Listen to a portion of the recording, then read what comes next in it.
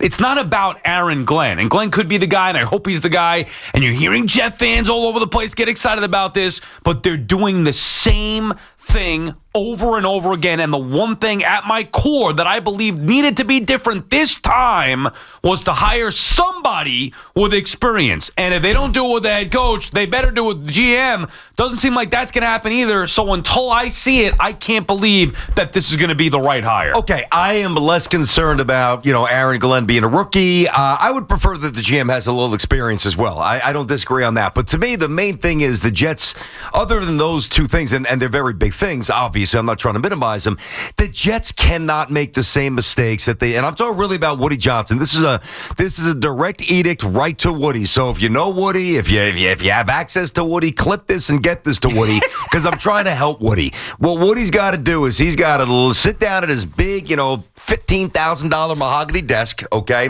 and get out a little yellow legal pad, go old school, and make a little list. Things I did right, things I did wrong. Spoiler, the list on the left will be very short because that's the list of things that he did very well, and the list on the right is going to be quite long, and he's going to have to understand that he's got to provide Aaron Glenn with a backdrop to succeed. Keep your grubby hands off the team, and I say that with a smile. Keep your kids away. Make sure that you don't undercut him. Make sure that there's unity with the quarterback. Make sure that there's and whoever that is, we'll get to if it's Rodgers later. Make sure that there's cohesion on draft night and in the war room. See, Aaron Glenn, to me, now, I don't know if he's going to be a star or if he's going to fizzle out. It doesn't even waste. I'm not going to waste anybody's time telling you really, although you do, I like to hire, know that. Yes. But to make a prediction on, he's going to do that, I'm not going to waste anybody's time. What I really, I swear to God, I feel this in my heart. I feel this. It's just up to Woody and the rest of the organization to stay out of his way until it's time to help him. I really think, Sal, that Aaron Glenn is very quickly going to show us, very quickly, start with the press conference, that he is everything that we wanted and hoped Robert Saleh to be, and Robert Saleh was not. He's going to be an ass kicker. He's going to be old school. He's going to hold you accountable. He's going to be fiery. He's going to be the complete antithesis of Saleh, and that is a good start. I think that he can be a star. They've just got to insulate him. But that's everything that everybody was saying about Saleh when we hired him, and that's kind of the problem here. When Saleh was hired by the Jets, that was the same exact sentiment. This guy's going to be an ass kicker. Look at him on the sidelines. He looks like a badass. All gas, no break. He's not taking anybody's nonsense. This is exactly what we need. It's the same thing about Rex. When Rex came over, he was doing the same exact thing. By the way, it's not even that Glenn is the problem, because we've seen Todd Bowles, Exhibit A, that Bowles is a good coach now in Tampa. So it doesn't mean that he wasn't a potential good coach here. It means that the recipe or the formula here with Woody, with the Jets organization in this town, you want to throw in without a quarterback or without an experienced GM, that recipe tastes like you know what. And they could change a little bit of, all right, this salt was store-bought. Now we're going to try a different brand. But it's still salt mixed with or whatever the hell. I don't cook, so I don't know. But you don't cook at all? It's still no. Come on, you're Italian. My wife doesn't either. Yeah, that's why my mom's cooking next week. Can't wait for it. But whatever the recipe is, whatever the ingredients are that the Jets, they're putting the same thing in and expecting it to taste good. Not if it's a different person. Not if it's a different conviction. Not if it's a different personality. Not if it's a different methodology. And I know what you mean. It seems like rookie GM, rookie head coach. It seems like no quarterback. It seems like they're repeating mistakes, right? Let me ask you this, though. So the Jets had 5 wins. They had fourth quarter lead 6 times this year, which was largely undone by stupid, mindless penalties, selfish penalties, and to be fair, not enough solid play from Aaron Rodgers when it mattered. A couple times Rodgers had the ball, chance to win the game. He did not get it done. The offense was inconsistent early on, especially, get away from the run, all that. But if I say to you, Sal, because Rodgers' numbers were very good compared to Jet quarterbacks and pretty decent compared to the rest of the NFL this year, with basically 4,000 yards and almost 30 touchdowns and not a ton of picks here. If I said to you, Sal, what was the one characteristic of the New York Jets that of this year and really the year before, but specifically this year, that led to their undoing? Yeah, what was it? The lack of accountability, just a total mess. The accountability stems into what? Discipline. Yeah. Lack of discipline. So we're on the same page. Yep. We'll just get there quicker. Yep. A lack of discipline. Jumping off sides, false starts, not knowing the snap count, late hit, being selfish, going for, splash plays instead of being, married to what you're supposed to do, your specific gap and all the other things that football people talk about that are very important. And the good teams do them. And the lazy, sloppy ones don't. And I truly believe that Aaron Glenn is going to start with that, and we will see an immediate overnight correction. Okay, so then back to your initial point. Maybe Glenn can be that guy. Bowles could have been that guy, but he wasn't able to be here under that same formula, and they're doing it again. Like, you could try to ignore it and say, well, I believe in Glenn. And I like what Glenn stands for as well. I love that he worked his way up, didn't want to skip any steps. Yep. I love all that. All right, the fact that he's a former Jet ties in, that's cool. I mean, it's nice, but it doesn't change. But more importantly, I like what he says, and I do think he has the characteristics to be a leader of men and ideally change a lot of the things that we talk about, lack of discipline, lack of accountability, all that. Mm-hmm. But so were some of the other guys that were here. And why couldn't they succeed? Because it was the same thing. Like, Woody keeps falling for the same thing every 4 years, every 3 years with the interview cycle. But it's not Woody here. It's Tannenbaum and Spielman really running points, so it's not just a Woody thing. Yeah, but maybe it is with a director. I don't know, but how do they end up in the same spot? The top guys don't want to come here. Mm-hmm. You're telling me, even Dimitrov, you couldn't hire a general manager who's actually done the job before? I liked when his name first came up. But now, hold on, let's take a step back, right? So we know the names that were out there that have the experience and maybe on the offensive side, but certainly experience, right? Has anybody hired John Gruden? No. Is anybody going to hire John Gruden this cycle? Probably not. Okay. Has anybody hired Brian Flores? No. Is anybody going to hire him if he doesn't get that Saints job? Probably not, right? I don't think so. Okay. I thought the Jets was the one spot he might get. I thought the Bears might hire Mike McCarthy. They didn't. They went with the young coordinator. Anybody hiring Mike McCarthy for sure? Don't know. Maybe not. Also doesn't mean that it's right. I understand that, but it's not like like the Jets aren't alone in their thinking. And listen, I do agree with you and many as that concept of, boy, you did this for so long. Is it a time to maybe make a change to the philosophy?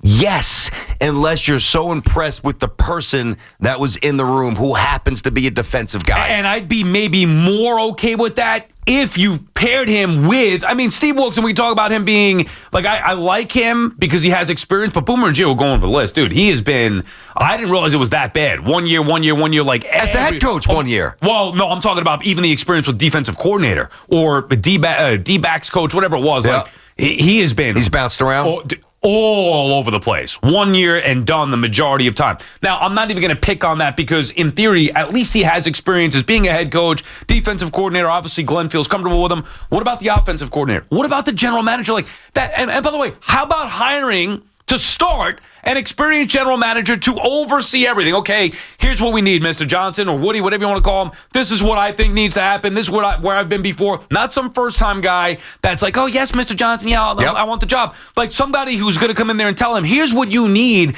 to fix this. This is not Jacksonville or this is not Cleveland. This is New York, so it's a different animal. So we need to find guys who are going to succeed here with a different recipe. So have somebody with some success and experience and then let him determine who's the next best head coach. They didn't do that. They went with Aaron Glenn. So this is basically Aaron Glenn's franchise now, and they're going to have an inexperienced general manager, whoever it may be. Yep. And it doesn't seem like it's going to be their first choice in Newmark. No. So who knows what happened there? Well, doesn't that impress you? Because think about this. I think the easy, lazy thing would have been because obviously Newmark and Aaron know each other well. So if the Jets wanted to just wrap this up and get the press conference early next week and not continue to dive into this list of candidates for the GM, the easy thing would be to have hired him because Aaron likes him and I guess the Jets liked him enough to have a second interview, but now they branch out. So what they're saying without saying it is, we like him, but we think there's a possibility we can do better. We don't necessarily think we could have done better at the head coaching spot, but we're not settling for the GM. So, and I know you're not bashing him, but before we start, rendering the final verdict, maybe it is going to be Dimitrov down. I don't know. Yeah, well, I'd like to see that, but he's not one of the names that we saw in the second interview thing. I know. I get it. And by the way, it's not even just about Dimitrov. It's about somebody, for goodness sake, who's actually done the job before.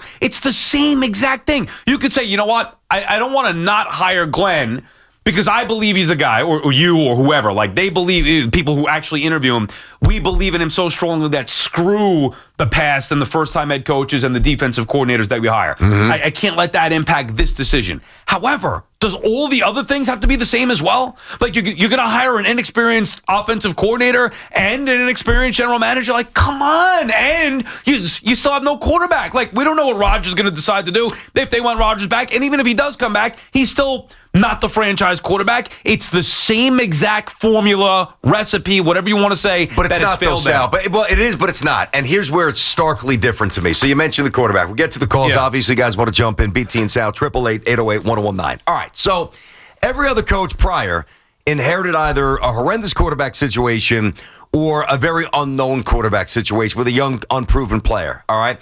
Now, see, to me, not that this will lead to a Super Bowl next year. Spoiler, it won't. But at least that there's a stable start to the Aaron Glenn era. 9-8, 10-7, just miss the playoffs, just get in. Now at least you've got a year of built-up equity. Now the culture in the locker room begins to shift because now there's some tangible W's that you could point to. And now you are of a different mindset as you try to address the quarterback situation down the road rather than, oh, my God. Yeah, but that was like won Bowles, 4 games. BT. And well, yeah, to an extent. I mean, I'm not saying Rodgers. Talking about with Fitzpatrick? Yeah, he had Fitzpatrick that first year. They had that exact success that you're saying, barely missed the postseason. 10 wins. And then downhill. It could be the same exact thing. But they didn't have the same players. They just didn't. Decker was getting older. Marshall was getting older. Some of the other players getting older for sure. Listen, they got tough decisions. Now, the one thing that I will give you, and I've always given you this, and I've said this really, I think probably as much or before anybody, and this worries me about a first-time GM. Forget about Glenn. I'm with you more on the GM than the coach. I'm all in on Glenn. I'm a little worried about the GM, only because there's some very unique financial decisions. You've got to make a decision on Sauce. You got to make a decision on Garrett Wilson. Who knows? Maybe the new GM comes in and says, "Hey, listen, Williams is Q's very good in the middle. He ain't quite what we thought he was. Maybe we'll trade him." Like, there's a lot at play here. But I do love the hire of Aaron Glenn. BT and Sal on the Fan. Our friends at Town Fair Tire remind you that at Town Fair Tire, you always get the guaranteed lowest price on name brand tires from Connecticut to Maine. Nobody beats Town Fair Tire. Nobody. John is in Pittsburgh. What's up, John? Hey, BT, Sal. Thanks for having me, guys. All right. Listen, Aaron Glenn, probably arguably one of the best corners the Jets have had since Revis. But let me be honest with you right now. Besides the whole first-time head coach, defensive coordinator thing, you guys just brought up, accountability, penalties, and changing that. The Jets led the NFL in penalties last year. Guess who was second in defensive penalties last year? Yeah, but Detroit. They still were ravaged by injury, so I wouldn't hold that against him necessarily. Yeah, but that doesn't matter. These are pros at the end of the day, guys. It does matter a little bit, but the culture, accountability. That is not changing the culture and accountability, guys. I'm sorry to say. Who would you have hired? There's going to be a lot of the same thing. Who would you have hired? Guys, you got anyone offensive. Well, but that's not the answer, John. John, hold on a sec. John. Now, I respect that you don't like the hire. I got you. That's cool. You don't think it's a home run? Doesn't even sound like you think it's a double. But you can't they say. Didn't hire hold on, John. First. You can't say anyone. Thing. You can't say anyone. Who do you want to hire? Anyone offensive? Well, that's not the answer. The coordinator from the Bucs. Offensive Liam Cohen. All right. And you might not have been able to get him. He turned down the Jaguars job. He did. Which some people saying, and by the way, they fired Trent Baalke afterwards. Can you imagine if Robert Saleh and Joe Douglas get reunited down there? Can you imagine? With a quarterback, I'd love to see what they could do. Listen, I would not hire Robert Saleh, especially this quickly here. Would Joe Douglas do that? Hire Robert Saleh? Yeah, he's going to go down again. I think he liked working with him. I do. Yeah, and look, maybe if that ever happened, Jaguars hire Douglas and Saleh, and they have some success. Yep. Then there is no hope definitively for the Jets. But that's not true. There's always hope for somebody. No, when they keep doing the same thing. Yeah. See, and to get on the core, and I know why you're saying, like, have an answer. And he gave you one eventually with Liam Cohen, but the thought would be hire somebody who's the best combination of young offensive mind / potential leader of men head coach. Is that Joe Brady? I don't know. Is that I don't know. McCown? I don't know. Well, but we also don't know about Aaron Glenn. We seem to think that we like him because we heard some podcast that he's done or some of the other quotes, but really, we don't know either. We're not in the room interviewing, but at least on paper, you'd have an offensive mind where you could say, okay, this guy is going to take a quarterback and get the most out of him, or use this offensive system and get the most out of whatever players he has. With Glenn, we don't know that, and we don't even know who the offensive coordinator is. We don't, but here's what I do know, and you couldn't say this about any of the other candidates. I know that he played for Bill Parcells. I know that he was in the same building with Sean Payton. Bowles was a Parcells disciple too. It didn't work. Yeah, but it didn't work for different reasons. Like, the talent base just wasn't as good. Okay. For Todd Bowles, and it was undone by just years. I mean, I get it. I mean, the Todd Bowles, at least it started well. I mean, it did win 10 times. It's almost the same situation. And you could say the Jets have more talent than he had then. Fine. They do. But it's almost the same situation as the head coach. Whether it's this year or next year or 2 years, Glenn is going to have to work with a new quarterback. They don't have their franchise quarterback. True. So that's a major problem. But don't you think it's easier to find one when you're not under pressure to get fired? Like, if they go 3-14 this year with, let's say Rodgers says I'm done, or they don't, and I think Glenn does definitely want Rodgers, but let's just say he doesn't want to play here, or Glenn changes his mind, and they go with a rookie, whatever, they draft somebody round 2, they move up like the Ravens did for 32 at Lamar back in the day, and they win 3 or 4 games.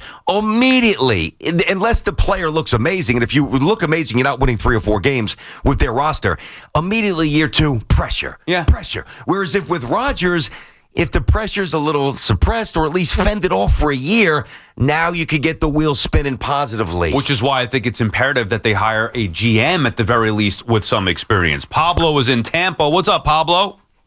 Hey, good morning, Sal and DC. Number one, I do love the pick. I love it because this is a guy who, besides having a great career here in New York, has really worked himself from the bottom to the top. And has really taken advantage of that. And number two, Sal, there's no guarantees in the NFL. GM, coaches, NFL draft, no guarantees. So we spin the dice and see where we go from there. But I do like the pick, and I really think he's going to be successful here. I think it's going to be a really good story.